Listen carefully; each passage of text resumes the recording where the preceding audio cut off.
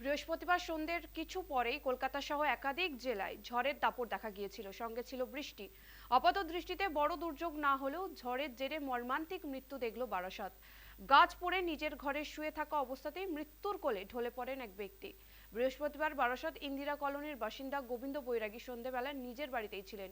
ঝড় বৃষ্টি শুরু হওয়ার কথা, বেরোতে পারছিলেন না, তাই নিজের ঘরেই শুয়ে বিশ্রাম নিচ্ছিলেন। আচমকাই তার ঘরের ওপর ভেঙে পড়ে এক বিশালাকার গাছ।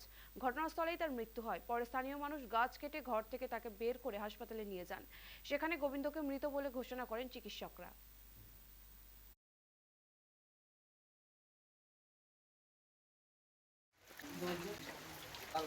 ভাইজি আছে।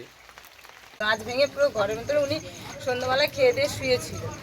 গাছ চাপা হয়ে পড়ে গাছের ভিতরে দাদা বড়দা ভেঙে ছেড়ে দেখে কি যে ওর পাটা শুধু দেখা যাচ্ছে। তারপরে তো সব বাবা মা আগে চিল্লানোর পর ওনাকে নিয়ে ইয়ে করা হলো। ইন্দিরা কলোনিতে একটা গাছ পড়েছে একটা বাড়ির ওপরই, সেখানে বাড়ির ছেলে ছিল বাড়ির ভেতরে, সে গাছের ওপর পুরো গাছ চাপা দিয়ে দেয় তাকে। তারপরে ডিজাস্টার ম্যানেজমেন্টের টিম বা আমাদের লোকেরা সবাই যা হোক করে কেটে তাকে বের করে, কিন্তু সে মৃত সেই অবস্থা। যদিও হসপিটালে নিয়ে যাওয়া হয়েছে।